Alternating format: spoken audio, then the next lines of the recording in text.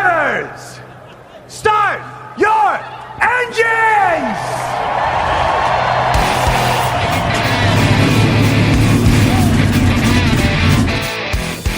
Hit the pace car! What for? Because you hit every other damn thing out there, I want you to be perfect! When I'm driving, I got a guy on the radio who talks to me. It's him. He talks to me. Well, I wanna be a race car driver. Pretty girls eating from my hand, yeah. Wanna live a life of fun and danger. No sweating working for the man, alright. Well, hey. Well, I wanna be a firefighter. Crew-headed when the heat is on, yeah. Save a baby from the burning building. Take all the way to sprinklers on, alright. Well, alright. No, he didn't slam you, he didn't bump you, he didn't nudge you, he rubbed you. And rubbing, son, is racing. Hey, race fans, welcome to the Whoobazoo Radio Network. Welcome to Drafting the Circus. My name is Frank Santoroski. I'll be your host for the next hour or more as we digest everything racing from the past week. Before we get into that, let me introduce you to the panel I have assembled tonight. With me, Mr. Richard Youden from Richard Childress Racing. Richard, how are you? I'm very good, thank you. Hope everybody else is doing well. Excellent. IndyCar.com writer Joey Barnes is in the house, fresh off a weekend at Sonoma where we had a season ender. Joey, welcome to the show. How are you? Doing good. Nothing clever to say at the moment. I was trying. I'm sure you'll come up with something later as the show goes on. And Seth Eggert, NASCAR correspondent over there at Motorsports Tribune. How are you? I'm doing good. All right. So big weekend of racing. All three series were active. First race of the chase for the NASCAR guys. Last race of the season for the IndyCar guys. And but we need to start off on a bit of a sad note. Ted Christopher, Connecticut-born, New England-based modified driver, lost his life in a plane crash. We're conditioned to lose some of our racing heroes on the track here and there. But, aviation accidents have taken many of our heroes as well. I think of Graham Hill, Carlos Pace, Davey Allison, Alan Kowicki, and Ted Christopher, the latest here. Now, Seth, you grew up in the Northeast. You grew up watching Ted Christopher on some of these short tracks and modified cars and midgets and whatnot. So you've got some thoughts? I do. I grew up watching him a little bit at Flemington before it shut down and was torn down.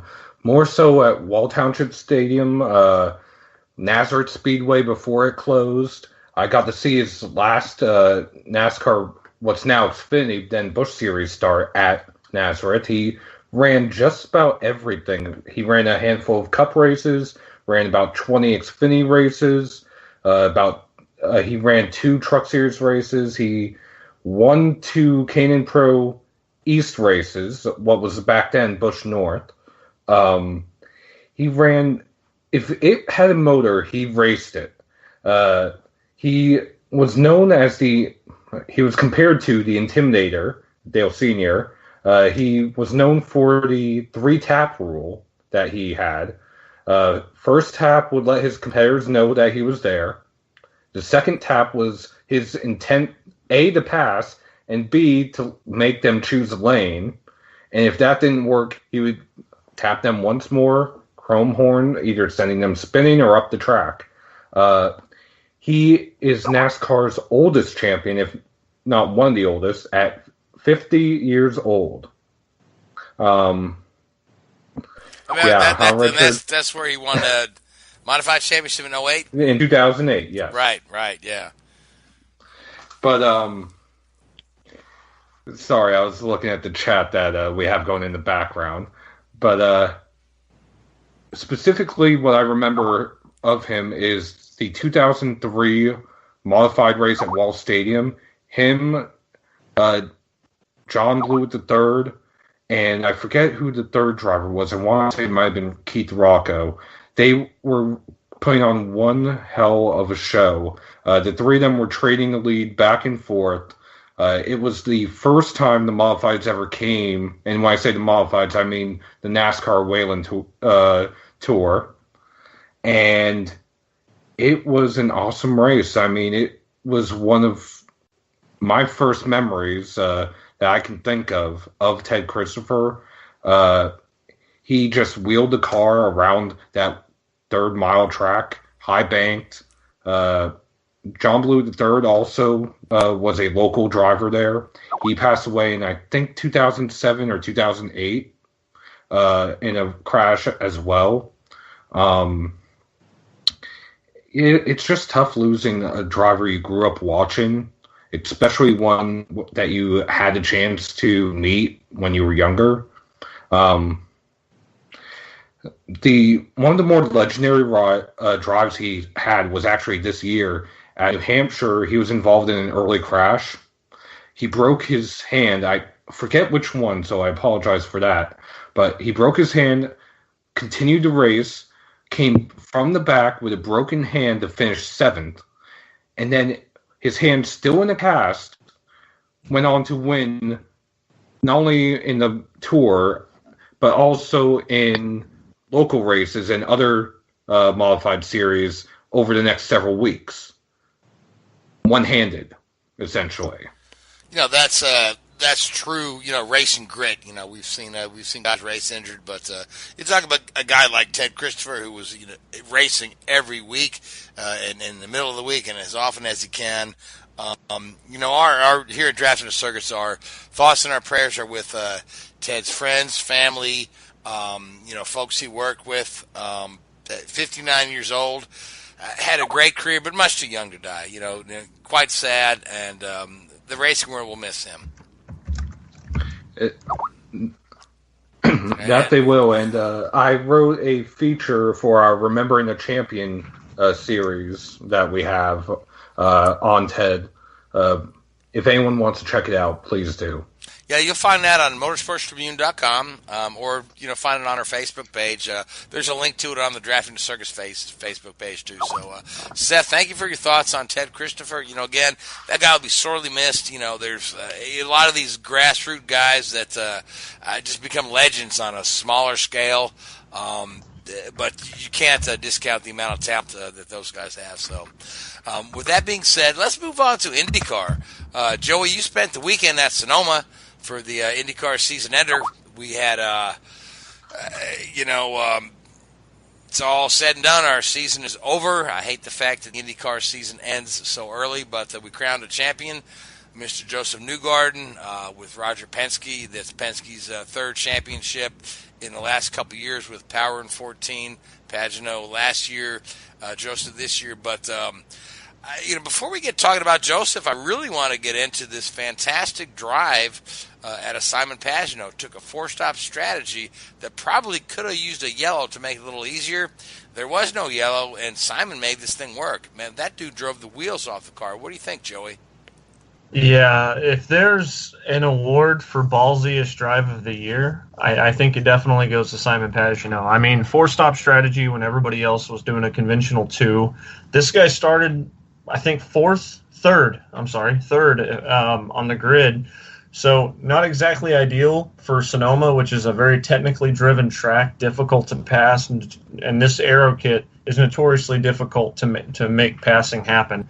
So you put all those factors together to go on a 4-stop strategy against Tim Cindric, who is the race strategist over there for Newgarden, the pole sitter for that race, the points leader going into the race. He needed Newgarden, Pagenaud did, to finish 4th to capture this championship. And defending champion coming in drove by far and away the most intense, one of the most impressive drives of the season, if not the most. At lap 65, those two came to a head. Newgarden's 3-stop strategy with Pagenaud's 4-stop strategy. The 3-stop needed some fuel conservation, couldn't touch that push to pass quite as much. And then you look at Simon Pagenaud, who's just on it. I mean, he had obliterated 100 seconds of his, halfway through the race. And at lap 65, Pagenaud came out on the primary blacks, not as grippier as the not as notoriously grippier as the Reds. Right in front of Newgarden, held him off. Newgarden tried to dive move in turn 7, didn't pay off, and Pagenaud went on to get the win. It was one of the most grittiest drives that you could ever hope for, and it makes you wonder. And even Pagenaud kind of alluded this going into the race weekend, is that he planned on kind of locking himself in full attack mode this weekend, and it makes me wonder, because this is the kind of thing that we saw on display all year last year. I know certain factors, even though the tires are still red and black compound, as Firestone calls it, there's still a unique distinction of alterations that happen over the offseason. We had a new brake system come into play where the pads were different from the rotors. Next year, hopefully they're more unified to kind of keep it more simplistic and more balanced. But when you add up those factors, you kind of wonder, even though Pagenaud had 13 top 5 finishes this year, which is the most by any IndyCar driver, he wasn't the guy that could get podiums or wins on a routine basis. And you wonder if maybe if he drove with this kind of intensity the entire year, would we have seen something different? And before I toss it back to you, Frank, one thing I'll note, they asked him in the post-race presser if he kind of goes back to Gateway as the pivotal moment, and he was quick to say no. He mentioned places like Texas where he just kind of followed Will Power at a place like that, being a team player instead of being somebody that was going to go for the win. But if he finishes first at Gateway and Newgarden finishes second, there's a 25-point swing there, and he only lost by 13 points. So you got to wonder how close we really were to seeing a back-to-back champion after Sunday. Well, definitely, Simon did everything in his power that he could. The only thing out of his control was he needed Newgarden to have a mediocre race or run into some trouble. That didn't happen. Joseph took the crown, but you talk about a guy that when the pressure's on, to give it his A game. I mean, this performance out of Simon was absolutely spectacular. And the thing that kind of pisses me off is that, folks, the IndyCar faithful fans like to call this place Snornoma, say the race was boring. I felt the race was anything but boring. But if you don't understand the nuances of road racing, you're going to find it a little boring. There's not a lot of passing at Sonoma. That's true. Does the season need to end on an oval? Perhaps. I've heard folks say, people always want to say, oh, we need to go back to Fontana. We need to go back to Fontana. But the fans aren't there. They said we need to go back to Michigan. I don't know if that's going to happen. I don't know that the weather in Michigan is in September or October is good for a finale. And the other one I've heard mentioned is Gateway. Gateway put on a great show. Perhaps we should end at Gateway. And then the other one I just heard earlier today was maybe we should end at Pocono. And I thought about that. That makes a lot of sense, man. Pocono was one of the best races of the season. All kind of stuff going on at Pocono. It's a very unique track. And if you look at Pocono's schedule right now, they've got 2 Cup races and an IndyCar race that fall within a little time frame that is less than 8 weeks. For the working man with wife and kids and this and that, can you afford to go to 3 races within 8 weeks? Probably not for most people, but if you push that IndyCar date at Pocono to September, maybe that'll boost the attendance there. So, that being said, I enjoyed the Sonoma race. There were a lot of IndyCar fans that were underwhelmed with it, but at the same time, I do enjoy the nuances of road racing. Joey, you do as well. You know exactly what was going on. But let's talk about Helio Castroneves and his bid for the championship. And it seems like every time Helio goes off strategy, it doesn't work for him. Now, recall 365 days ago, Helio tried the same strategy that Simon did at Sonoma, and it didn't work. It failed miserably. Helio tried to start off on the Reds, and that strategy pretty much was bound to the fact that he needed to grab the lead early on, and he failed to do that, and then he was a non-factor the rest of the race. Helio seems to be on the short end of the stick with strategy calls more than anybody in IndyCar. And here's a guy who's contended for the championship 9 or 10 times over the course of his career, and whether strategy or just whatever, or a superior driver in thing, he's never been able to close the deal. This may be the last race for Helio, He was out in Sebring testing the Acura. We don't know if that's going to happen or not. He may be back in IndyCar, he may not. But Joey, what are your thoughts on Roger calling the strategy for Elio and how it never seems to work for him? Well, I guess I kind of want to revert back to your previous thing and then kind of get into this. Those that don't I know I said a lot. Feel free to jump in one at a time. For those that don't think Sonoma was as competitive as, say, Watkins Glen, which showed a lot of passing, there was actually close within I believe it was 10 position difference. There was actually almost as much passing at Sonoma as there was at Watkins Glen as far as total passes made on track. That said, that was also a Watkins Glen which featured some people on a diverse wet setup versus a dry setup because they didn't know what the weather was going to be. If we don't have that and everybody's kind of on the same setup, then it is kind of a strung out, fall. I don't want to say a fall the leader kind of situation, but it becomes highly difficult to pass, in which case we don't have the kind of race that we had 2 weeks ago at Watkins Glen. That said, I don't want to make any assumptions about who should host the season finale too much. I will say that I don't know if I believe Pocono is the right spot, only because I look at the market, number one, and then number two, I look at the fact of the time of year that we're going to be going up in the mountains. I don't think, mid to late September in the mountains is probably the best idea, just because sometimes we get these weird turn of events and weather. I would personally like to see the season end in October, early October. That said, I don't write the schedule. But Sonoma's close to San Francisco, notoriously good market. Who knows if the 2018 car, which is supposed to have more downforce in terms of what's on top of the car versus underneath in a ground effect sort of way, can help promote a different dynamic sort of racing that we haven't seen at Sonoma before. So I'm going to hold off on suggesting that we need to wipe Sonoma off the table, because for all we know, next year's car could put together the most intense, greatest form of racing we've seen at road and street courses combined. That said, I love oval racing. I know a lot of people love oval racing. The most marketable track on the entire IndyCar calendar outside of the Indianapolis 500 is Texas Motor Speedway. Before, some of you that listen to the show know that I grow up near Texas Motor Speedway, but before you think I'm just a homer, it's the fourth largest market sports-wise in the United States, period, which makes it actually bigger than Indy in that regard in terms of sports market.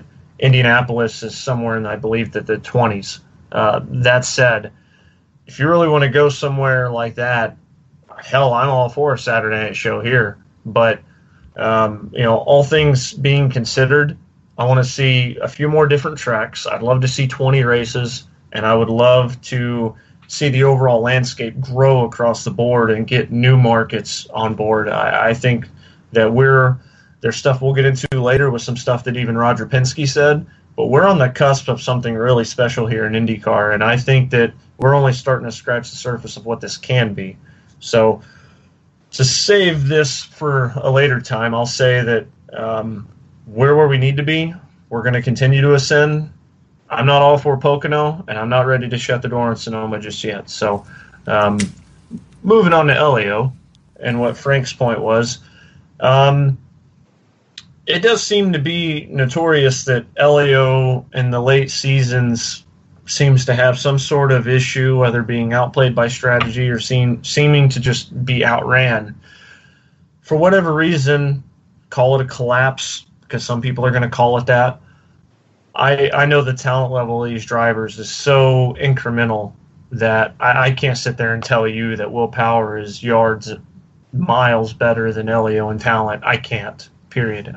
But that said, I think there's something to be valued in the level of tracks, the number of tracks that we go to that help Elio. His level of understanding those tracks, his level to raise his overall game, and then look at the ones we end on. I mean, Houston back in the day wasn't really that great historically for him. He's only got one win at Sonoma, and the Aero Kit era has been the most challenging to him, the manufacturer Aero Kit era. since it debuted, and I think it was 2014, something like that. 2014. Ever since we've had that, it's been incredibly difficult for him to not just get, to just get wins. So I can't sit here and tell you that he's the guy that always falters in these situations. He's a choke artist like everybody some people want to claim. I don't buy that at all. I think that when you look at Sonoma, it plays to the strengths of the more technically sound drivers. And Elio, as smooth as he is behind the wheel, he is incredibly aggressive in combination with that. And it doesn't quite suit to the liking of a Sonoma.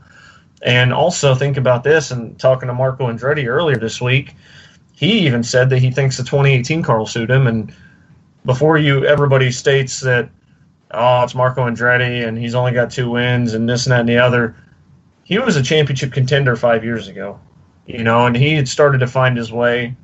I personally am not ready to bail out on him just yet, because some of the things that he said had to do with the fact that you can't really find the limit with the aero kit, the manufacturer aero kit that we've instilled. Penske is in a whole class of their own altogether. And when you look at this new aero kit and what it can do, and it puts more of the stuff back into the driver's hands, I think that plays to the strengths of guys like Marco, guys like Elio. Obviously, guys like Dixon and Will Power are going to be there because they're just that talented all around, and they just know what it takes to win, so they figure it out. But as far as this being a situation where Elio is in a state of collapse, I don't buy it. I hope this is the last we see of Elio. I really don't, because I think he would thrive in the 2018 car. I think he would too, honestly. Elio's future is in flux. And the funny thing is, it may be Andretti's decision to stick with Honda that saves Elio a seat, because Chevrolet wants to keep their car count up. And by some reports, Chevrolet is pushing Penske to make sure that they run a 4-car team next year. I don't know if they're throwing money at that. I would imagine that they are. But to see Elio kind of walk off into the sunset and run the Acura in the sports car program, it would be he'll probably excel there, probably do well. But I just want another couple seasons of watching Elio in IndyCar. I really do. I'll play devil's advocate with you real quick. At number one, Elio Castroneves is one of those guys who, there's not a lot of drivers that you can ever say this, but there are some drivers that deserve to leave on their own accord. And I personally believe that Elio is one of those drivers that deserves to leave when he's ready to leave, because what he's done for this sport, let's be honest, everybody wants to point to the split as when this sport was hurting. They want to point to the fact that we've never gotten back to the level that we have. I didn't cover the sport then, so I can't speak to those things. But the thing I can say is that if all those things that I've heard for numerous years are valid and are true, he has put the sport on his back for almost the entire length of his career.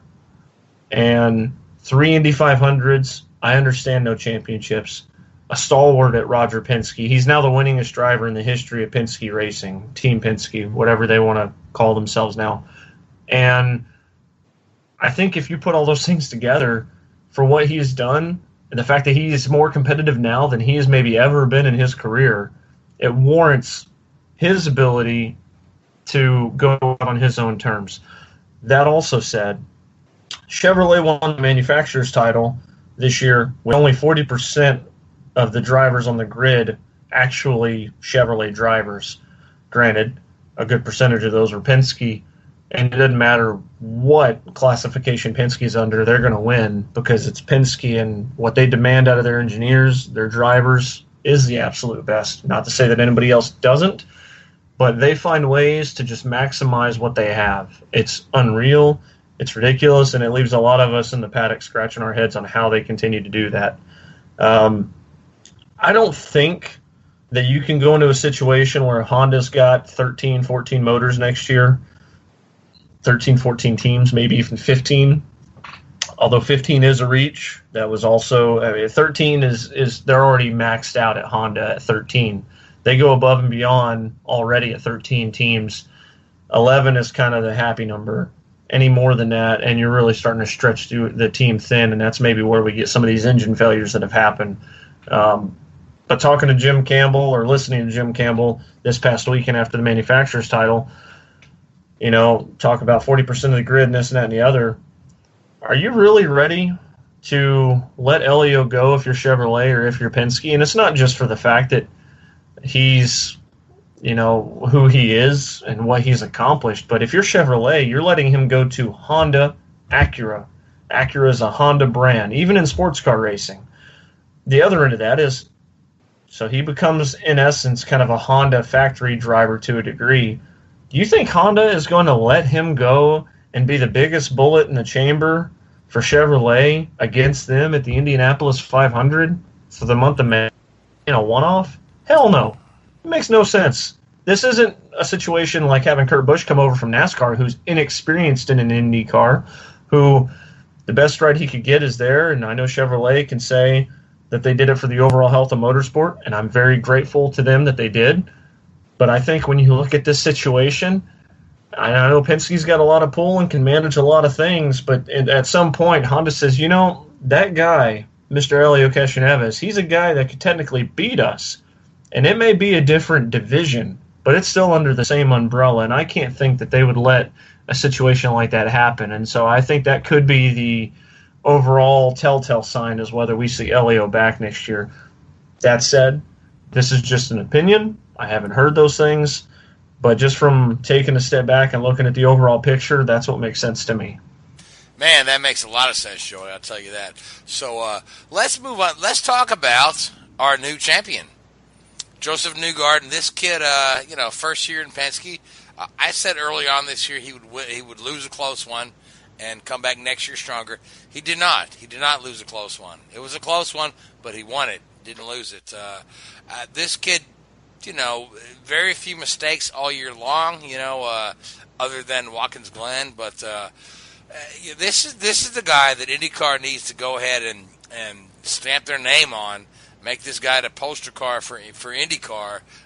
He's a young American. He's very charismatic. He's from the American South. He's brilliant in interviews, and he's solid behind the wheel. I was talking to Tim Cindric the other day, and it's like when they saw Joe win that race at Iowa last year with the broken hand, was when they said, yeah, maybe we need to get a closer look at this kid here. So, Joey, what are your thoughts on Newgarden and his winning the title? He was so patient during the race, right? He really wanted to get around Simon and get that win, but he's got the brilliance of Tim Cindric in his ear saying, don't worry about Simon. Run your race. Don't worry about Simon. Run your race. Stay where you're at. You're good. And brought the thing home. It makes you wonder if he would be where he is without Tim Cindric to some degree this year. But I found it funny. Joseph Newgarden makes his 100th start this weekend and captures the championship. And it's actually the same weekend, with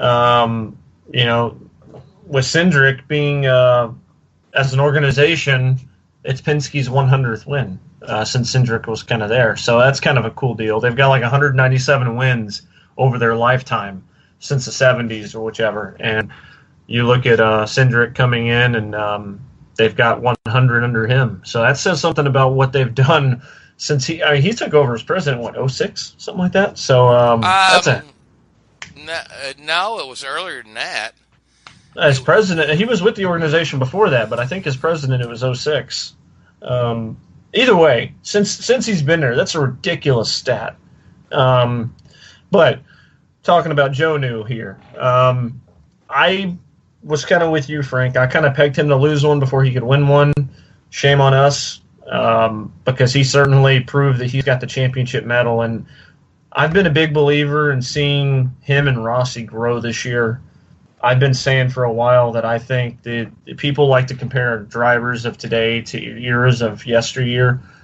If we're going to do that, not that it's necessarily the best thing in the world to do, but if you want to cater to those things, this is the new generation Rick Mears, Danny Sullivan kind of situation. I look at what we have with the Americans we have in place.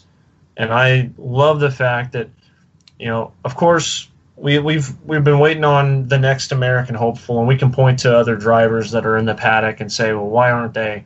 But the fact of the matter is beyond looking at them, let's look at what we have. And what we have right now is an American champion, the first in 5 years, but potentially one that's a mainstay for the next 15 years in this sport.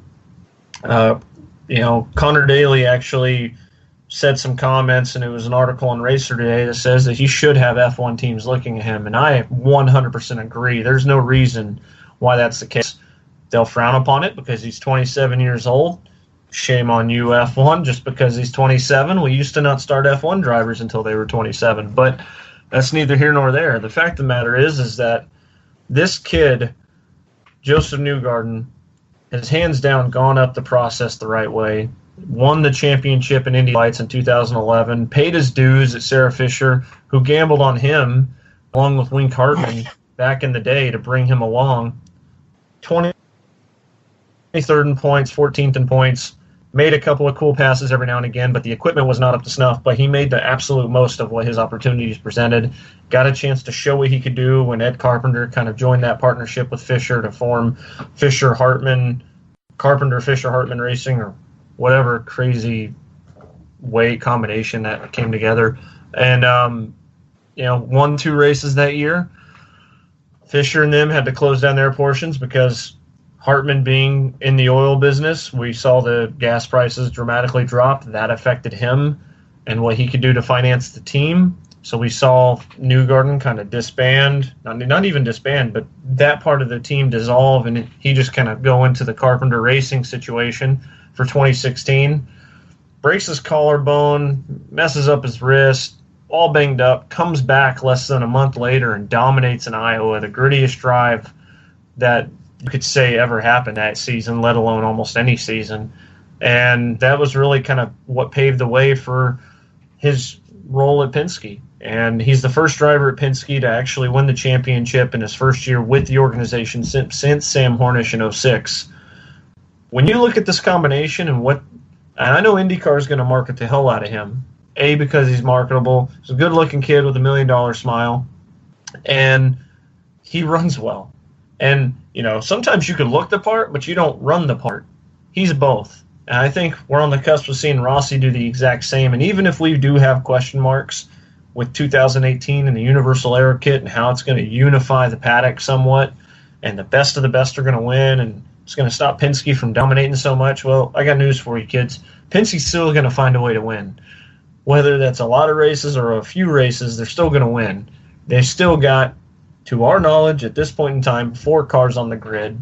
That makes up a pretty good amount of what the grid has, up to 21 and 24 cars, possibly 26 that could make up the grid next year. All things being equal, he's going to be around a long time. He's smart. He gets it. He's an IndyCar racer at heart. He's a racer at heart. So I think when you look at IndyCar and Roger Penske talking about what we were referring to earlier, he's talked about the attendance growing. There's a lot of Fortune 500 companies on the side of these cars now. He's gotten more calls from companies talking to him about potential sponsorship than he's ever had before. There was some tweet that Graham Rahal put out yesterday when he heard about Farmers Insurance putting like 2 races for $660,000 on the 5 car. He's like, well, hell, that right there is like a full season in IndyCar. Yeah, I saw that one. That was kind of entertaining. Yeah, and there's validity to that. And what's funny is that you've probably got a better chance to win an IndyCar than you think when you really think about it. I mean, I know we're all on Derek Cope's ass for scrubbing the wall at Richmond or whatever, but let's be honest, that's the most FaceTime Premium Motorsports has had all season. So, when you look at that in the grand scheme of things, and oh my gosh, they got TV time. In IndyCar, everybody gets TV time because there's always action on the track. And Joseph Newgarden is the clear evidence of what they do in IndyCar racing. He is the epitome of what this series is all about. He's the epitome of the Mazda Road to Indy. Being a champion from the Mazda Road to Indy and Indy Lights, coming up through the ranks, paying his dues, and winning this championship, I can't think of a better situation. There was a lot of different factors that would have been favorable this weekend. Elio winning, Power getting his second, the first year of his newborn son, Dixon getting his fifth. Pagano going back-to-back, the first back-to-back champion we had since Dario Franchitti won 3 straight back in, 09, 010, and 09, 010, whatever, 10 and 11. 9, 10, 11, yep. There you go. Fumble with the O there. And, hell, the longest of shots, Alex Rossi was still mathematically eligible once the green flag waved. It would have taken a miracle, but we want to talk about the Danny Sullivan, Rick Mears effect. He was right there in the thick of it still against Joe New and the entire Penske entourage. So, in the end, when you look at the health of the sport and where we're going, there's probably not a better ambassador for this season than Joe New. Would I have said that if it was Elio? Would I have said that if it was Will or Scott? Absolutely, probably. But the fact of the matter is that any one of these guys is the proper champion for this series because it's proper racing. It's the most authentic racing series that you're going to get, that you're going to find in the world. It's wheel to wheel, and it takes talent to be 2 inches off of somebody's wheel and not hit them. And, for what we're establishing over here in IndyCar land, I think he's certainly the guy to do good things. Absolutely. I mean, Joseph Newgarden, if you look at how quick he is to get on social media and to connect with fans, to just connect and connect with fans in the pit lane and the paddock, And this is the guy who will put on a costume, with a fake nose and some glasses during the media day and act like he's somebody else. This is the guy who made YouTube videos when he was first starting out, and he would hop up in the stands and talk to the fans there. Hey, the drivers here? Have you ever heard of this guy, Joseph Newgarden? Yeah, and, yeah. And it's just he's very charismatic. He's very fun-loving, but man, he's a beast behind the wheel. I want to make one point here. Go right ahead, my man. Joseph Newgarden came in and was one of the most genuine human beings. You can go up to him, whether you were a fan or a media member, and it didn't matter how busy he was or how busy he is still to this day. He's taking time out to give you that autograph. He's taking time out to give you that quote, or even sometimes just to ask you how your day is going. The most genuine human being, perhaps given the superstardom that he's achieved, he hasn't changed. From day one that I've known him, he hasn't changed. And I think that speaks volumes. He's not surrounded by 20 million PR people. He isn't telling somebody, to screw off. I don't have time for you. He has time for everybody. He makes time for everybody.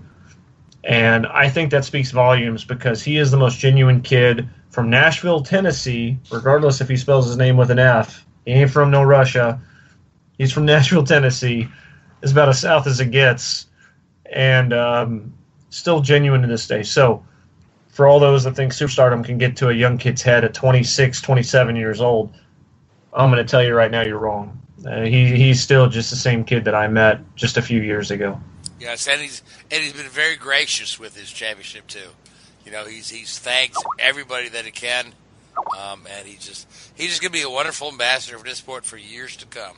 So, with that being said, let's talk about some of the other off-season moves going on. We talked about Elio was still in flux whether or not he's going to go do the Acura program full time or if he's going to be in the 3-car next year. But some of the other moves are Takuma Sato had been rumored to be going to Ray Hall Racing. Ray Hall Letterman Lanigan. That is confirmed. The team released a press statement earlier today, so he's good there to go. Brandon Hartley looks to be the front runner for the second car at Chip Ganassi, and Chip Ganassi confirmed they're going down to 2 cars next year. They've got a lot of folks that are going to be out of work right now. They're going to repurpose some of their folks to their NASCAR team, their IMSA team, but there's going to be literally about 40 people laid off from work. And Richard, you work in the sport here. What's it going to be like for these skilled folks working at a championship level team looking for work. I know there's, Yukos Racing is looking to start a team, as is the Harding. So there's going to be a few spots there. But, Richard, I mean, you've worked in the sport for a number of years. What's it like for these guys just wondering where their next meal is going to come from? Yeah, it's very difficult. And I mean, I think it's a good time to raise the point that when, a lot of people watch these sports don't realize just how many people are employed at these teams. And, we're not all, superstars and millionaires and, we have mortgages and family and all that sort of stuff. So it is real, and it is a real concern for people, and it does make it difficult. There's certainly no doubt about that. There's two things that I was always told about motorsport. The first thing is it's difficult to get a job in motorsport, but once you get a job in motorsport, it's even harder to get out of motorsport because it becomes addictive.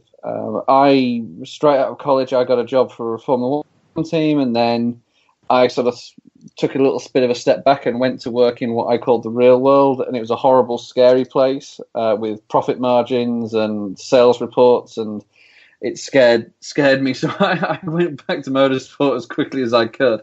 But it is difficult. We are a rare breed, the people that work in motorsport, and it is a different world environment, and it's great in some cases. I work on a long-term project, and it's a week. Some people can work on 5-10 year projects. I mean, you look at the satellite that they've just ditched into Saturn, and people have been working on this thing for 30 years. I mean, it's a lifetime for some people. It's incredible. But it is very difficult to get out of motorsport and transfer those skills. And a lot of people will leave motorsport and go to work, as I say, in the real world, and they will struggle. It's too slow pace. People forget this at times, that especially when, racing series, whether it be NASCAR, IndyCar, Formula 1 or whatever, coin the phrase, cost cutting or cost reduction or whatever it means. Basically, the easiest way to reduce costs is to make people unemployed. And it's quite an aggressive way, and unfortunately it doesn't get enough coverage. One of the most famous examples, I think, in motorsport was going back to 2009 when Honda had pulled out of Formula 1 and the Brawn team was in its sort of stopgap for a year before Mercedes bought them out. They went to Melbourne, and as most of you probably know, they dominated the race there. Jensen taking he could have won that race by a lap, 2 laps if he'd wanted to. And they went back to Brackley on Monday morning, celebrated with the team, and then let half the staff go. It's pretty brutal. Well, absolutely, yeah. And I just hope that all these folks that are being let go over at Ganassi find a place to land, and I hope that, Yukos Racing, Harding Racing, and perhaps Harlan all bring teams in. And these other, Ray Hall's expanding, and even perhaps there's a little rumblings that, Schmidt-Peterson might go to a 3-car team. Could provide some work for all these folks, but we need to remember the human element of the sport, like you say, Richard, and you're right there in the thick of it. So with that, and it's a very fickle industry. So very quickly, just one point. I mean, I've never seen it myself, but there's plenty of stories, especially in the NASCAR garage, of people turning up to the track on Friday morning working for one team and leaving the track on Friday evening working for another team. The way that the motor racing community is if you've been in the industry long enough, there's not many teams that you won't know somebody who works for that team. And, if something goes down, you get on the phone as quickly as can. And it's not uncommon for people to move around on a pretty short-term basis. Well, again, we wish all those folks at Ganassi well, and that's good. That's good to know, Richard. So hopefully everyone will find a good landing spot, and they won't have to go find them a job in the corporate world. So, that being said, let's talk about, we had a NASCAR race this weekend. First race of the chase, and Martin Truex, who's been pretty much the dominant driver all year long, put his stamp on this chase and took this win rather convincingly after overcoming a penalty early on. Ran the thing on home. So Seth or Richard, which one of you guys wants to jump on him? I guess I will. Yeah, help yourself. Toyota basically dominated the weekend. I mean, it was as simple as that. Kyle Busch dominated the first stage of the race. You had a few playoff teams make some mistakes. Ricky Stenhouse Jr. bounced off the wall. You had Kurt Busch speeding on pit road. You had, I want to say, Casey Kane speeding on pit road. You had Austin Dillon. Austin Dillon speeding on pit road. And Martin Truex Jr. speeding on pit road. Second stage starts. Kyle Busch pits almost immediately for a loose wheel. And he gets busted for having a pit crew member over the wall too soon. And that gives the second stage basically to Chase Elliott, who was running third the entire time. We'll get back to him in a little bit.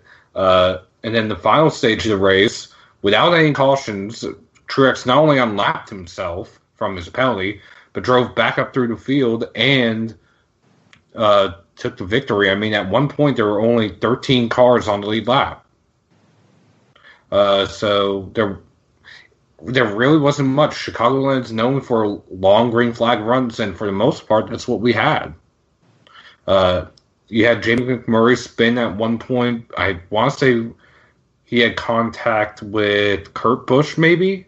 I honestly forget. But other than that, there really weren't many incidents, if any.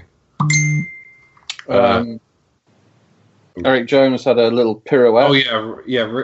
Eric Jones spun, which there is something I've noticed about Eric Jones. Whenever he spins in practice and in qualifying, he spins in the race.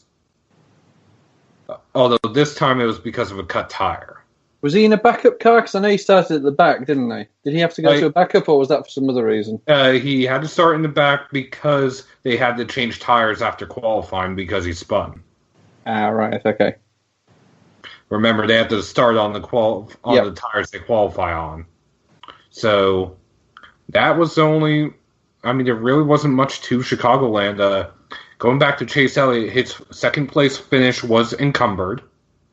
That was because a aerodynamic modification that the team made that was caught on camera at least twice, and he lost 15 driver points. Alan Gustafson is suspended for a week. The car chief is suspended for a week. There's a $25,000 fine, I believe, and because it's encumbered, he does not get the one playoff point, and his second place finish will not count in the event of a tie at the end of this round. So, compared to other teams, which will have 3 finishes to utilize, if Chase Elliott is tied with, say, Austin Dillon, for example, since Austin Dillon was tied with Denny Hamlin last year, I'm going to use him as an example. If he and Austin Dillon are tied and Austin's best finish is third, Chase, if his best finish is this encumbered win, will be bumped out of the playoffs. So, Seth, let me throw this out here, okay, as just an observer, okay? So we've had these encumbered wins through the season, and these encumbered second places, the third places that won on. So, and we do know that the NASCAR championship format comes down to one race where we have 4 guys that are eligible to win the championship, and whoever finishes highest of the 4 wins the race, okay? This does not set well with racing purists who believe a season championship should be rewarded to the guys who most consistent or wins the most races over the season, but it comes right out of stick and ball where we come down to the Super Bowl and a team that wins that one particular game wins the game. Okay, so we get to Homestead, our 4 guys are out there, and it turns out that the winner of the race, who also wins the championship, is something sketchy after the inspection. And NASCAR doesn't take away wins, but would they take away a championship if we had an encumbered win at Homestead, or if you are NASCAR, do you say, well, it's the last race of the season, and we don't inspect the cars after the last race? If they were somehow able to inspect the car before all the championship celebration, maybe. But I highly doubt they would take a championship away after all of the publicity that they end up having during the celebration. So yeah, I mean, I think you're looking at a situation, Frank, where, I mean, let's be honest. NASCAR wants this thing to be mano-a-mano over the top four guys, right? They want the guys that are 1 through 4 in the championship fighting for the win on Sunday at Homestead. So, if that car, let's be honest, if this thing it works out that way, 9 times out of 10, you're going to have a car that's in the gray area, cheated up maybe a little bit, skewed, and those 4 guys are probably all going to be unified in that same regard, so that way they're miles ahead of everybody else. Because we've seen that exact same scenario since we started that. All the guys up front are the 4 guys in the chase. Yeah, I mean, except for 1 year where it was Truex, and that was when they were aligned with RCR. They were. But okay, so since throw Richard under the bus here, Seth. Since this era, okay. since we've gone to this format, right? The guy that has won the race has also won the championship, correct? Yeah. I think 1 year. So Yes. far. Yeah. Right. Okay. Harvick won the race. So 2015 Kyle Busch won the race. Yep. The only exception is the Truck Series last year when William Byron won the race. I mean, No, we're not talking truck series. We're talking about the Cup Series, the big I boys. know. I don't personally. I hate this championship format. Of all the ones, I've talked to other people, and they're like, "Well, if you do your homework and you look at the playoff points, and you see that the playoff points will advance you to the final round of the championship, and it makes sure that the guy that gets the most playoff points is the guy that's going to fight for it at Homestead, along with the guys that win it the final 3 rounds leading into Homestead." So, I'm sorry, what? Huh? Race fans don't want to do homework to find out who the hell the champion's going to be. And if it's by playoff points, shouldn't Ryan Truex be in the Truck Series playoffs? I know we're talking Cup, but that's something we'll get into in a second. But at the end of the day, does the average race fan want to do homework to find out who the hell the champion's going to be? No. They just want to watch a race. They want to know who the winner is, and they want to know who's going to be the points leader. And if it's the season ender, who's going to be the champion? Encumbered wins, taking away this and taking away that is too damn complicated, and that's part of the reason NASCAR flat out is losing race fans. You want to know why their attendance at a lot of places sucks? Outside of Darlington and Daytona and Talladega? You think everybody goes to Talladega and Daytona to just see the awesome close racing? I mean, let's be honest here. Most of the people now that I talk to, I'll go and talk to the average person at a racetrack or just on my daily commute whenever I'm running errands or something. Most of them are like, "Oh, NASCAR, yeah, I went to that. Oh, man, those crashes were so cool. Da-da-da-da." They're not going for the actual appreciation of what racing is. And the sad part is that NASCAR has put themselves in a box where they're catering to fans that don't care about the purity of racing. And you want to know why we've got owners who don't buy into the sport anymore and why it's so difficult, why we've seen the car count go from 43 to 40 till now. We're lucky if we get 36 cars on the racetrack. I mean, the answer is very simple. The charters have put them in a box. And no damn owner in his right mind is going to buy in to this sport. When you go to the Brickyard 400 and there's an hour and a half of red flags because we can't get a restart without completing a lap, and you're tearing up $10 million of equipment on a regular basis every week, who wants to buy into that? Nobody. And that's why owners are looking other places. That's why there's talk of spec motors in the Truck Series. That's why there's talks of spec bodywork. At the end of the day, spec is great because it puts the realism back into the driver's hands and less into the engineers, which is what NASCAR's become as an engineered sport, kind of like Formula One in that regard. But the reality is that nobody wants to buy into it because of how much crap they're tearing up. And it's too much money for too many people that want to keep their money. You know, we heard a long time ago, you want to hold on to your money? Yeah. You want to make money? Yeah. Don't get into racing. And right now, that couldn't be closer to the truth than it is right now in NASCAR. Joey Barnes rant sponsored by Joey Barnes Incorporated. Joey, man, you just showered some great truth right on us there. So, can I just very quick? I just want to jump in. I just want to ask people's opinions there. Please do. We're in this chase playoffs, whatever the marketing gurus decide to call it. Do you think it would help if you had the situation where in each round, so at the moment you had the round of 16, no matter where you qualify, the top 16 start in the top 16 positions? That's interesting. Then you have the best qualifier isn't in the chase will start 17th, even if they got pole. That's interesting to say, yeah.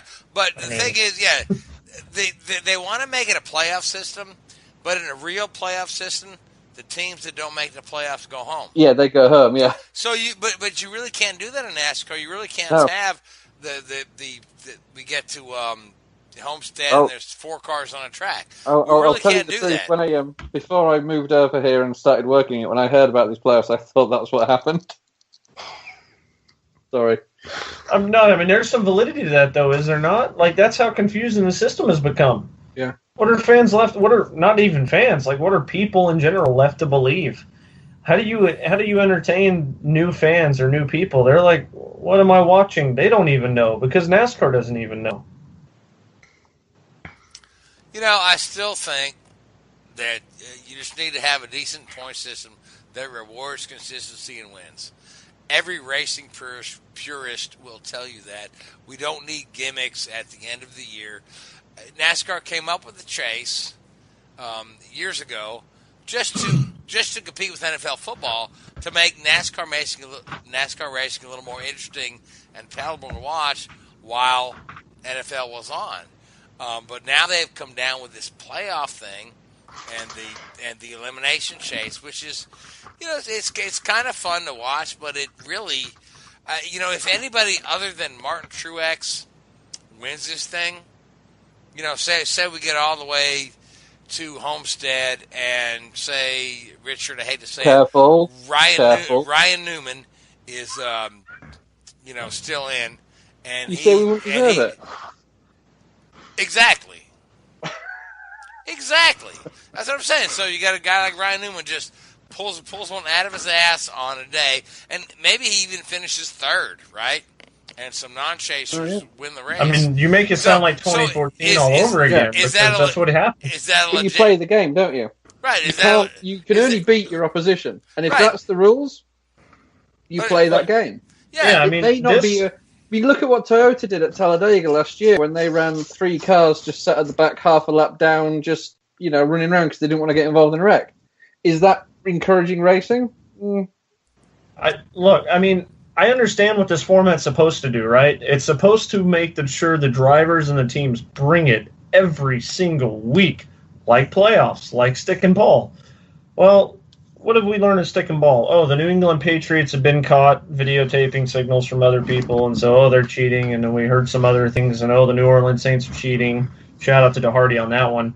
I'm sure he'll enjoy hearing that one. But, look, you want to compare it to stick and ball sports and make sure that everybody brings it each and every week, but yet you don't want to put yourself into the same – you want to put yourself in that category, but yet you don't want to hold yourself accountable to the same rules in some cases, and I feel like that's what's happened at NASCAR right now.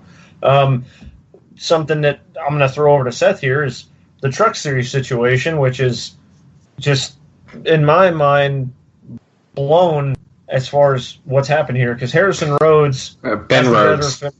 Ben Rhodes. Sorry, I don't know why I said Harrison. Ben Rhodes gets the better finish before the playoffs start in the Truck Series, but he's got 1 playoff point. Martin Truex Jr.'s little brother, Ryan, has 3 points, a little bit less of a finish, doesn't get into the playoffs.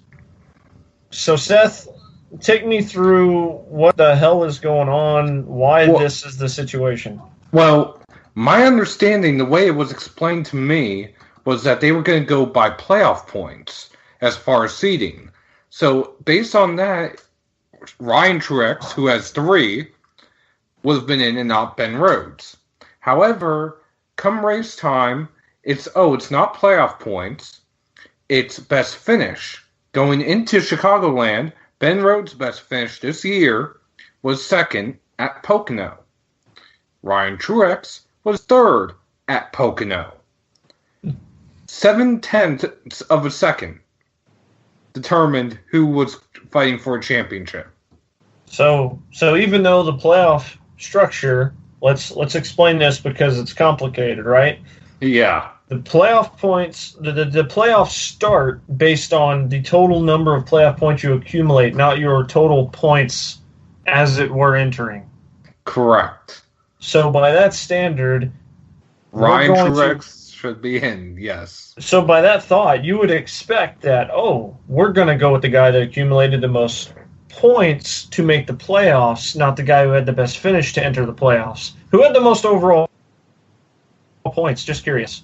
It was Christopher Bell. No. I mean between Rhodes and Truex. Between Rhodes and Truex, most overall playoff points? Or No. Most overall points. They were tied in points. Ryan Truex had 3. Ben Rhodes had 1 for playoff. This just sounds worse the more you dig into it on why Truex isn't in it. And let's be honest, NASCAR. That's why. Yeah. They missed a gold mine here. You're going to tell me like you get a chance to promote Martin Truex Jr. and Ryan Truex Jr.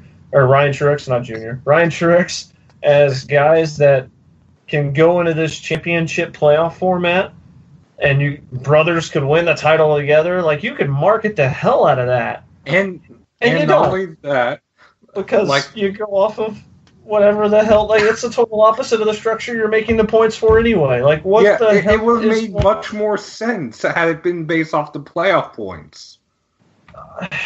And may I just say this? Listening to the 3 of you talking about this structure, this point structure, and the playoffs chase, whatever you want to call it. The current structure we have now, which is a variation of the one we had in 2014, 15, and 16. Do you think that some of this is a little bit of a reaction of what happened at Richmond in 2013? I don't know. I think a lot of it's just kind of a snowball effect of Kenseth winning the championship with 1 win back in like 2003. I look at this thing. That was the impetus for the original chase. But I didn't mind 2014, if I'm being honest with you. I didn't mind. Oh, okay. Now you can win the championship without winning a single race. Yeah, because you could still do that. Ryan Newman showed us that you could still go that far, right? It's definitely going to be possible in the Truck Series and the Xfinity Series only because of the sheer number of Cup. There's no way in hell you can do it in the Cup Series. I was going to say it's barely a possibility in the Cup Series. Barely. Martin Truex could wreck out the last 3 races. Well, beyond that, entering Chicagoland this past weekend, he could have wrecked out almost every race. He had a 53 total points. There's a maximum of 60 points that could be gained or something like that. 59 max. Yeah, so he could wreck out. He's only got to be better than 4. He's guaranteed to be better than 4 because typically somebody has issues. If he's one of those guys that has issues, he's golden until the next round. This is the most convoluted system to get fans to follow it that I may have ever seen ever in my life. And it sucks because I actually didn't mind 2014 and 2015 and 2016 for that matter because you win, you advance. You could finish second and continue to advance. Well, here's another thing that everyone was missing until either Richmond or Chicagoland. If you finish in the top 10 in points, you got bonus points for the playoffs. The points leader got 15 points. Second got 10 points. Third got 8 points, and then went down by 1 from there. I mean, So, I'm going to take Jeremy Clements in the Xfinity Series as an example. He won at Road America, locked himself in with 5 playoff points.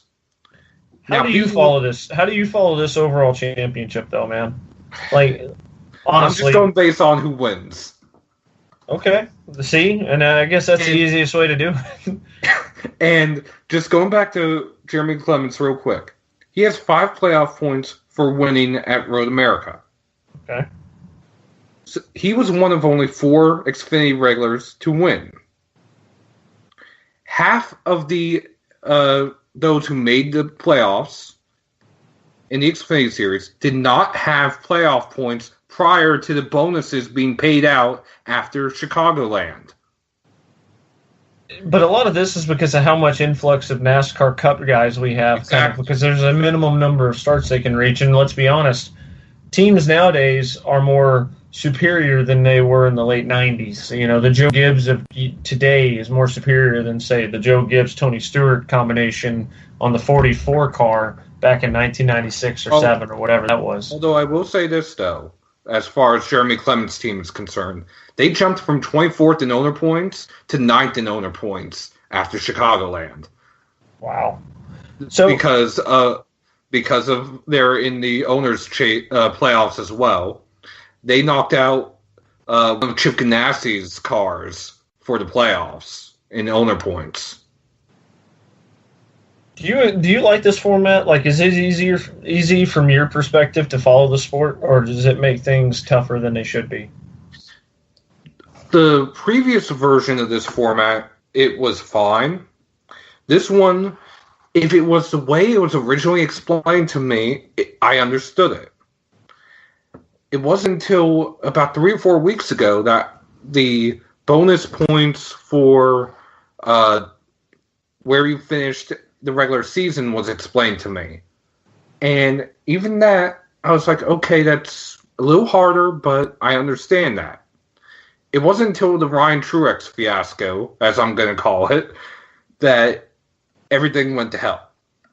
Yeah, that's fair. And you know what's disgusting is, and we just talked about that tweet that Graham Rahal sent out about $660,000 or whatever is like 2 races on the Cup side, but it's a full season on the... It's 1 race on the Cup side. 1 race on... Oh, that's even worse. 1 race. So 1 race on the Cup side is an entire season in IndyCar land.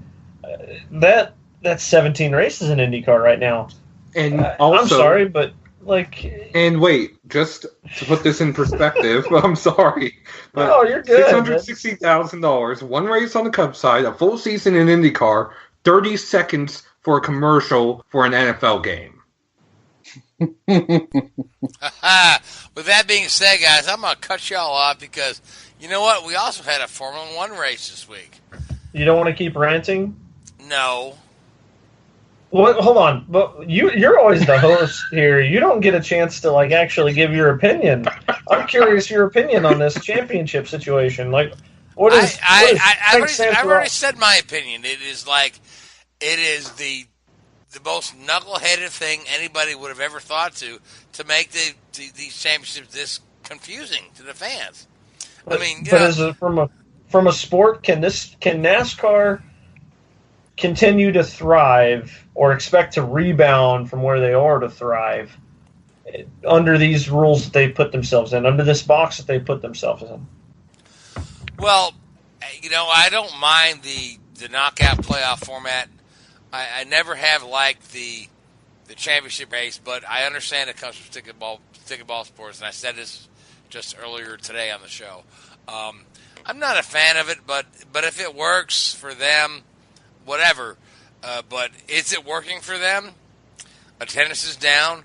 Ratings are down. Social media comments are generally anti-NASCAR. So is it working for them?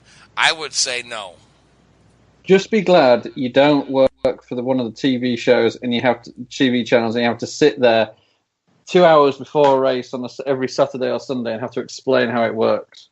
Yeah, I mean, I look at this, I don't agree with the charters. I think that's actually, and I've said this for a long time, is ever since they've instilled this, I feel like that's part of the reason the sport has found itself hurting quite a bit in terms of trying to gain new ownership. Yeah, congratulations. You guaranteed the owners that are in the series a spot in the. I'm sorry, I don't think Roger Penske is going to be hurting for an opportunity for a Cup Series ride and to put anything out there on the grid in the future because he's Roger Penske. I don't think Joe Gibbs is either, and I don't think Rick Hendrick is. If anything, I would argue Rick Hendrick is struggling this year because, frankly, SHR moving to Ford has certainly shown their colors on how much it struggled on the Hendrick camp, but that's another story for another day. You're not going to get, Tommy Baldwin is pretty much out of the fray and has been for some time, and a lot of that's because of the charter. Some of these other teams that are involved, that want to get involved, they're looking at other pastures. It's hurt the landscape of the sport, and it's going to hurt jobs in the future. We alluded to Richard talked about job security in different situations on an IndyCar side with CGR closing down to two teams. Where there's two teams there's actually 3 or 4 teams looking to buy into IndyCar racing because it costs like a maximum of $10 million during the whole season. $660,000 can pay for a full sponsor in IndyCar for a whole year. It can only pay for one race in NASCAR, and you may not even get on TV unless you wreck the damn thing. Derek Cope showed us that at Richmond. I can't think that this thing is really paying off, and I love the knockout aspect of it, but you're making it too complicated with the playoff points. Yeah, I think NASCAR is going to be in flux for a little bit till they figure this thing out. I mean, will the playoff format change? Maybe it will, maybe it won't. But here you go. Have the last race. At the last race, every 5 laps, take one car out of the back of the field. To be fair, they keep changing formats like people change underwear at this point. We've changed it 3 times in the last 5 years now. It's gone from the old chase format to a playoff format to now the ultimate playoff format. What's next? Honestly, where do we go from here? If we have to change again, what's the next deal? And, on the other end of that is NASCAR. They make this beautiful trophy, right? This Monster Energy Cup, and props to it. It does look beautiful. But you've got the IndyCar layout for Watkins Glen and Sonoma on there. I'm just saying. I did notice that too, yeah. And they're going to have to change it next year to include the road course layout of Charlotte. Yeah, I'm not trying to be a complete homer here because people that know me know that I'm strictly IndyCar and F1, and I do occasional NASCAR stuff, although I'm sure they don't appreciate this rant, as it were. But the fact of the matter is that your own people don't even understand the layout of the track, apparently, that you're putting on a trophy. And what's that say about the sport? That should tell you everything you need to know. And it should. So, with that being said, we had a Formula One race this week in Singapore in the rain where we saw a pretty crazy first lap. And I'm going to throw it to you, Richard, because Joey's had plenty of time to talk and they're kind of quiet. So, but Richard, let's really, really quick go over Formula One, see where we're at. Vettel's championship hopes took a big beating this weekend in Singapore. So, tell me what happened. Well, yeah, we go to Singapore, and pre-race, everybody's like damage limitation for Mercedes. This is going to be a Red Bull Ferrari scrap, and yeah, they scrapped it out for about 500 feet, and 3 of the cars ended up in the wall. It was a huge anticlimax in many ways. You have this fantastic street circuit. Qualifying, I don't know if anybody got a chance to watch qualifying, but it was so intense. I don't think I've seen a qualifying session at any of the road courses, Monaco, Singapore, anywhere like that, where the barriers have been brushed so many times. Felipe Massa took a wheel off and still managed to get another run in that qualifying session. It was pretty incredible. And you then get to the race, and it's raining. What more can you ask for? A street circuit, and it's raining, and it's at night time. This is like the holy trinity of what race fans want to see. And then within 20 seconds, it was like, oh, Hamilton's leading. Not to take anything away from Lewis, he drove a great race in Surprisingly, difficult after qualifying, because his Yeah. mood was down. And you got to remember that he did channel his inner Ayrton Senna, as he said in the interview afterwards, which was whatever.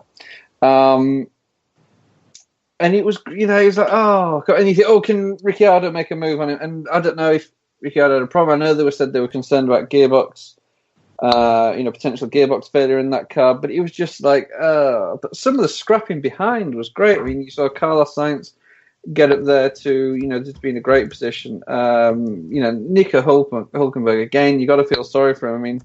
I mean, equaling Adrian Sutil's record for most Formula One starts without a podium, and it was such a shame to lose the main contenders so early in the race. To have Vettel, Raikkonen, Max Verstappen, and for once to actually call Alonso, first time in 3 or 4 years, a genuine contender for a podium and a race victory. I mean, he almost put himself in the bad position by making an amazing start there, going around the outside of everybody into turn one, and gets T-burned by a flying. Was it? I can't remember who actually hit him. I think it was Verstappen that actually ended up collecting him, or a combination. Verstappen collapsed everybody. I mean, come on. Yeah, I mean, it was. You think, oh man, and he got so unlucky there because it did potentially take away a great race from everybody now. And people have turned around and criticised Vettel for the accident. It was a racing incident. I think you've got to be careful that you portion too much blame, because in those circumstances, I think the FIA have to be given a lot of credit. You've seen a lot recently. Wet weather races been started behind safety car and almost neutered to a certain extent. I mean, at the end of the day, Formula One, it's not like NASCAR or to a certain extent IndyCar. The first lap or two of a Formula One race typically is the most exciting part. And when you end up getting a safety car start, you take that away. But for the FIA to have the balls, for want of a better word, to go out there and put them, to make these guys start, the race from a standing start, was a great decision. Hopefully the incident that happened there hasn't, changed their opinion of that, and in the future they'll go back to these safety car starts. But it was a real anticlimax, unfortunately. After the intensity of qualifying, which was a fantastic session, and the rain and the build-up and the excitement, and the funniest thing I thought out of the whole weekend was the fact that because the incident was reviewed post-race, Verstappen, Vettel, and Raikkonen all had to sit there throughout the whole race, wait to go and see the stewards, like you have to go and see the principal at the end of the day for a good telling off. And all the Ferrari engineers sat there on I don't know what they were doing, sat on the pit wall, maybe on Facebook or something, I don't know. But there can't have been much else for them to do. It was such an anticlimax. It really was. I tell you what was funny about this race is Singapore always has they bet 1,000 when it comes to bringing a safety car out there. Yeah, they're what, 10 for 10 now, aren't they? Yeah, 10 for 10, and obviously that race was kind of cool to me, even though the race start was something that just kind of fizzled a lot of the dynamic storylines heading into it. Could Vettel kind of get back into points lead, which now Hamilton has a full race points lead advantage heading into Malaysia in 2 weeks. But looking at this, I love the fact that some of the drivers were on inters, some were on full wets. You kind of didn't know. Magnussen was the first one to dive in to take a gamble on the slicks 2/3 of the way through the race. I was surprised how long that took, actually. I thought some people would go earlier. Yeah, a lot of people were saying the track just wasn't drying as quickly as you would think, which, would you expect? It's incredibly humid in Singapore, so I guess that also adds value to how much the wetness stays in the concrete. But good job by Hamilton, great job by Ricciardo. I know Ricciardo, you and I talked about it, Richard, was kind of the no-brainer to pick for the win, and obviously the rain was the equalizer in the situation. Yeah. So often you turn on an F1 race on a Sunday morning and you see the rain and you see the cloud. And you're like, yes, excellent, we're going to have an exciting race. This was one of the times we're like, no, just let what happens going to happen. Let let Mercedes, run around sort of 5th and 6th and see what Nicky Lauda has to say about that, and watch Toto Wolff, break a few more tables or whatever. And you never really got that, and you get this. And I must admit, I didn't see any of the post race. I turned it off as soon as it had finished. I didn't want to see Lewis's smug sort of victory celebrations, as if he deserved it and it was the greatest drive of his career. Because let's be pretty, he didn't deserve to win the race. The car there was no pace in that car. There was at least 4 cars, and you could also maybe potentially under race conditions put Alonso in that bracket as well. 5 cars that were faster than them, and they massively looked into it. And it's like, of all the people to look into a win like that, come on. I tell you what's so funny about this is that this was like the ultimate storyline of people who are moving on, who had found something in this race. Like you look at McLaren Honda, we're gonna part our ways. Well, suddenly McLaren Honda's car looked like it could finish on podium there if the conditions stayed as such, and if Alonso had obviously the ridiculous start from, I think it was P9 on the grid all the way up, or P8 all the way up to 4th, battling alongside Raikkonen and Verstappen and them. He would have probably, because he didn't have this nose white there for the lead, he probably would have filtered in behind him and we would have seen how the rest played out. But obviously that car might have blown an engine or shut down 2/3 of the way through. But case in point being is it's funny how McLaren announces a deal with Renault and suddenly Honda has all that fun power, for this particular race. But that also said, Carlos Sainz deserves, without a doubt, in my opinion, there's 2 people here that deserve the ultimate shout-out. One is Carlos Sainz, the career best drive of his life, equalizing the best effort they've had since Sebastian Vettel's win in 08 at Monza, which was also in the rain, coincidentally. I believe he tied Ricciardo's best finish in Ricciardo's time at Toro Rosso, which is part of the reason Ricciardo has the ride he has. And I've been saying this for a long time, is that I think it should have been Sainz in that seat at Red Bull and not Verstappen. I understand the ceiling's higher because the kid's younger, but sometimes you can't coach somebody who can just take care of equipment and bring a car home and do a solid job. And currently Verstappen has shown with 7 retirements and 14 races this year that he's not capable of doing that. He's got just as bad a record as Danny Kvyat, the man he replaced. And Carlos Sainz is moving on to Renault.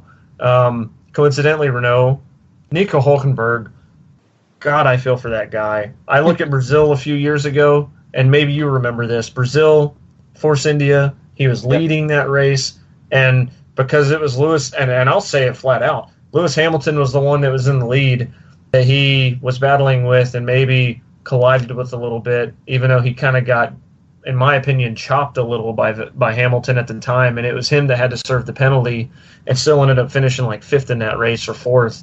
He has never finished on the podium. It's almost as much of a travesty as Nick Heidfeld never having a Formula One win. It's just uncanny to me.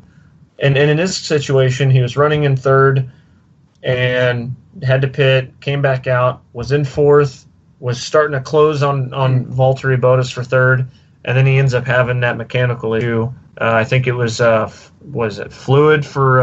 It's an interesting one, because I must admit, I don't keep up on the rules as much as I used to, but back in the day, you weren't allowed to add fluid to a car during a race, apart from fuel. And obviously, the fuel's changed, and maybe that was part of it. Maybe they were told, you got to park it.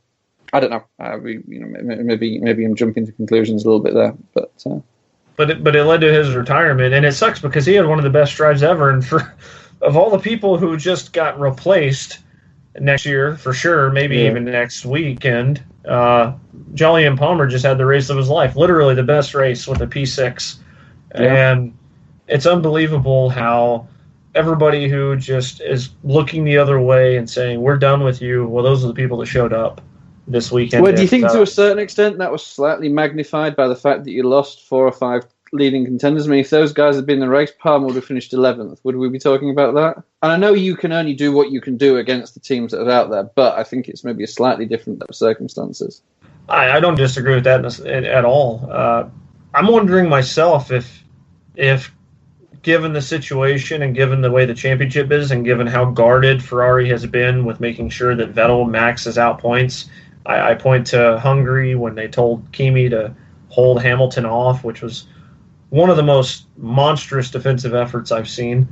And then you look at Monaco, where they pit him early to give Vettel the free track, and they can say what they want, but they gave Vettel the free track and made up the time, and Kimi comes out and finishes P2. And you look at the situation as even if Raikkonen gets by the top two guys, because his start was amazing from P3 on the grid, got under Max, and then we saw Vettel try to pinch Max a little bit to lead into turn one, and it was just kind of a combo effect. As you said, a racing incident. It's really hard to put blame on any one driver, although Max is obviously the clear target because he's consistently in first lap incidents. But in this situation, it's not totally his fault. I wonder if they would have let Raikkonen cycle out and keep the lead, or if they would not have just let Vettel go out there and get max points, and how much that would have turned maybe the championship tables, because we've seen how they're playing their race and how Mercedes plays theirs. Now that we've got, and this is something else, we talked about confirmations this year, and Bottas is set for next year. Hamilton's obviously been set for next year. We know the Ferrari lineup's set for next year. The Red Bull lineup looks set for next year, although if they end up with a Honda motor, which they're not supposed to, rumor is Aston Martin. I don't think it'll be next year. I think it'll be Aston Martin branded, I think, is the plan. Yeah. But I think it'll be Renault for another year, and then I think they will move to Honda. I think they're playing that waiting game to see exactly what happens with Honda and Toro Rosso. And in a way, it's like a win-win situation for everybody, this whole deal. And I think Red Bull, ironically, could be the ones that come out on top. That's surprising to actually hear, because I would have thought, especially with the 2021 regs that are supposed to happen, and everybody's kind of setting for that mark. But guys like Daniel Ricciardo and guys like Max Verstappen can't quite wait that long. And let's be honest, even if he crashes a lot, Ferrari and Mercedes are salivating at the chance to sign Max Verstappen.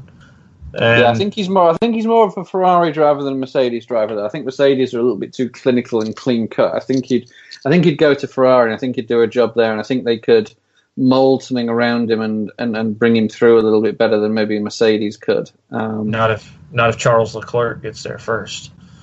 Well, yeah, I mean, that's maybe both of them. Who knows? Yeah, I mean, I think if they're smart, and there's no doubt in my mind, and this is kind of a sore subject that I'm going to try to spin to a positive, there's no doubt in my mind that if Jules Bianchi would have made it through his season, he'd be a Ferrari driver the next, and we would not even know. Kimi Räikkönen would probably not even be in the series anymore, if I'm honest. Very true. And Jules Bianchi, anybody can say what they want about what he did or didn't do in a Marussia, but here's the facts. He tested in a very crappy Ferrari that year against Mercedes at Silverstone, and he outpaced Mercedes by a mile that year, and that was the preferred Mercedes car that was just killing everybody with top two finishes, and he went out there and just laid the wood to him. So I could only shudder to think what Jules Bianchi could do with this car. Yeah, no, there's no doubt. I mean, that is one of the greatest losses that in recent living memory, for want of a better phrase. The fact that you never saw, or we haven't yet seen Robert Kuka in a top car, and to lose Jules before he had the ability to really show what he was worth, it's pretty difficult, really. Motorsport is often made up of what ifs and sort of the who's the best driver, but definitely I think what we saw from Jules there in that very short period of time was pretty damn impressive. My main point on this being is that I don't think Ferrari's going to let another guy that they have that's a junior driver or an academy driver stay with a team like a Sauber or a NASCAR team, as it were, for too long before they actually bring them up to the main squad. I think they learned their lesson because Jules had shown the progress, obviously, and I think that they're going to be very quick to make sure they can get Leclerc in the seat in 2019. Yeah, no, I think you're right. He's going to be at Sauber for next year, and I know they're on about potentially putting some other of their young drivers in there. They've also talked with Haas about potentially putting a young driver in there, but I did see a comment by Gene Haas saying that he's in the arrangement with Ferrari to it's a 50-50 relationship, not something that's purely going to benefit Ferrari by being able to learn out drivers as they see fit, even if it is for a big reduction in engine bill. But I think from what we've seen in GP2, or sorry, Formula 2 as it's called, or F2 or whatever they call it now, Charles Leclerc, he is the real deal. Very, very exciting talent. I know we're running up against the clock here, but just one last thing I want to... We're getting really up against the clock, but you give me one more thing, and then we'll go to a couple of other things. Joey, you have that thought. All you want, go ahead, man. Well, it was a thought I was going to give to Mr. Richard Youden here. If Honda, we've heard countless times, Ricciardo needs to see more out of Red Bull to keep Ricciardo, because he warrants a top-level ride, because he is absolutely, without a doubt, a championship-caliber driver, as is, whether he crashes a lot or not, Max Verstappen. He may be a championship-caliber driver at 23 years old, even though right now he's 19, but he's still that kind of guy. I firmly thought that if they go to Honda, shown us on the McLaren side, because McLaren's chassis we know is solid, but how, in your mind, does Red Bull come out on top, as you alluded earlier, if they end up ultimately with a Honda engine, in which case they could be put into a situation like what Fernando Alonso was this year? I think it's more of a situation where they have an opportunity and they're putting themselves in a position where, as long as they keep that core group of engineers together that is building, some of the most competent chassis out there, that they can, I'm sure if it came to it, potentially renegotiate a Renault deal if it turns out that the Honda aren't progressing and aren't going to be in a position for 2019 to have a competitive engine, or pull out, or put themselves in a situation where that Red Bull linked Honda isn't the most viable. It gives them the opportunity, if you like, to renegotiate with other teams. It's pretty obvious that Mercedes aren't going to want to work with them, and probably Ferrari aren't going to want to work with them, but it gives them two engine suppliers. At the end of the day, if Renault are still in a position where they want to pick a team, they can probably renegotiate that, or as I say, if the Honda deal starts to work out, Honda at some point will come good. Or they can potentially look at what McLaren can also be doing, is hold station for a few years and then look to develop their own engine going into 2021 when the new engine regulations are known, which I think will go back to a far simpler engine than these complex beasts that we have at the moment. And it gives that group a little bit of flexibility, which I think is the key there. And it gives them the ability to not only play the driver market, but also play the engine manufacturer market. And yeah, if Daniel Ricciardo does move on and Max Verstappen does move on, but they can get themselves in a competitive position again, there'll be plenty of people wanting to go to work and drive for an organisation that has the history of that and has the record of success that they've had recently. That's fair. So that's we're way up against the clock. We're in a green-white checker with a red flag. So before we move on, bit like Indy. Yeah. So did it take an hour and a half to clear this one up as well? Good, man. Yeah, there's a lot of debris on the track right now, thanks to Joey. So,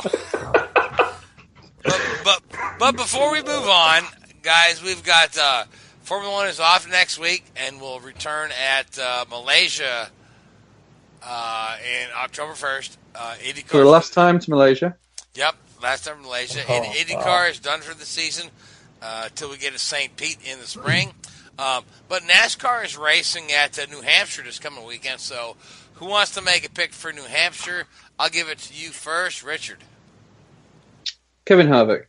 All right, Joey? It'll probably be an encumbered win, but let's see here. Shit. Any Toyota driver. Toyota driver, so I'll give you Daniel Suarez. I mean, I'm okay with that. I mean the second time around there. The kid can drive. Joe Gibbs. The kid can drive. I'm not giving you a bad pick though. All right, cool. I'll take Daniel Suarez then. All right, so Seth, all the Toyota drivers are out now. Since Joey picked them all. So who do you like? Keselowski. Okay. I'll go with since all the Toyota drivers are out. Well, hey, you should have given him Eric Jones. Eric Jones only got about 20 laps in the spring before a tire and a wreck. Right, Okay, right. Dave But Joey had all the Toyota drivers. So I don't even know who to pick here. It's you versus the field. Let's go, Frank. Me versus the field. Just for shits and giggles, I'll say Danica Patrick wins her first NASCAR race on her way out the door from the sport. Because I don't know if you saw her Twitter thing today, but man, she's really fit. She's really cut. But I don't think she's going to win. But if she does, I called it here first. So before we jump off the air, Joey, you've got a couple of IndyCar silly season stuff you've heard in the paddock. I want you to address that really quick before we shut off for the night. Oh gosh, I'm going to try to get back on the rails after we just went off. All right. So, had some fun talks after the race with Max Chilton, Charlie Kimball, Connor Daly, etc. Max Chilton wouldn't let me necessarily ask the question, just say, hey, I know what you're going to ask. You wait to the announcement, mate. And, if that's the common knowledge of what we all know, it's that there's something coming that's likely involving Carlin, involving him, involving a two-car team. I later went to go talk to Charlie Kimball, and he said that he's looking to digress from four-car outfit because sometimes there's, quote-unquote, too much information, and he's looking to maybe go to somewhere with more customizations that is, as he said it, a two-car outfit. So all signs point to said rumor that had been out there for a while that this is definitely going to happen with Chilton and Kimball, and more than likely Carlin. Carlin had Kimball in their seat way back in the F3 days, a long time ago.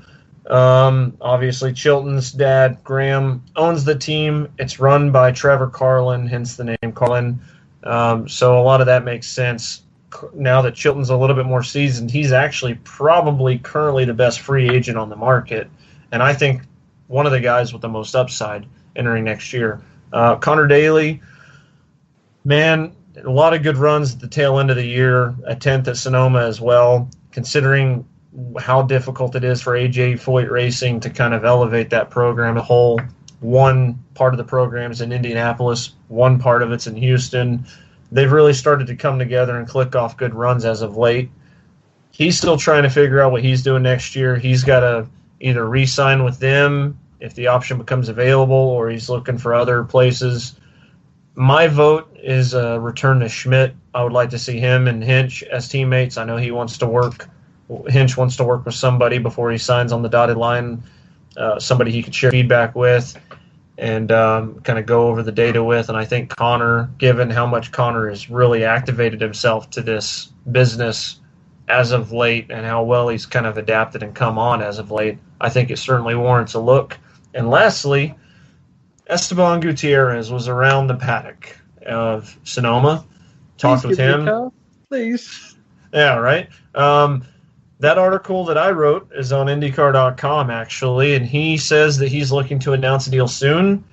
He was talking to a variety of people, and I know that Brandon Hartley is confirmed, or not confirmed, but is kind of speculated at the Chip Ganassi Racing deal. The more I look at Esteban, I think that he looks like a CGR driver. So I would have said CGR 3 teams with Esteban, Hartley, and then as well as Scott Dixon, obviously. With Ed Jones' future up in the air, even though he wants to make some things happen with Dale Coyne, and Dale Coyne equally wants to have the same driver lineup next year. I expect them to have the same driver lineup next year. I'm wondering if maybe Esteban wasn't talking to one of those teams, because ironically, his sponsor that he came in with is still on the side of the car, Sonoma. So, with that is your silly. Good stuff, Joey. With that, we'll say goodnight. I want to appreciate all you folks that listen to us every week. I want to thank Whoobazoo Radio Network. I want to thank iHeartRadio for hosting our show. This is Drafting the Circus. My name is Frank Santoroski. Good night. Whoobazoo!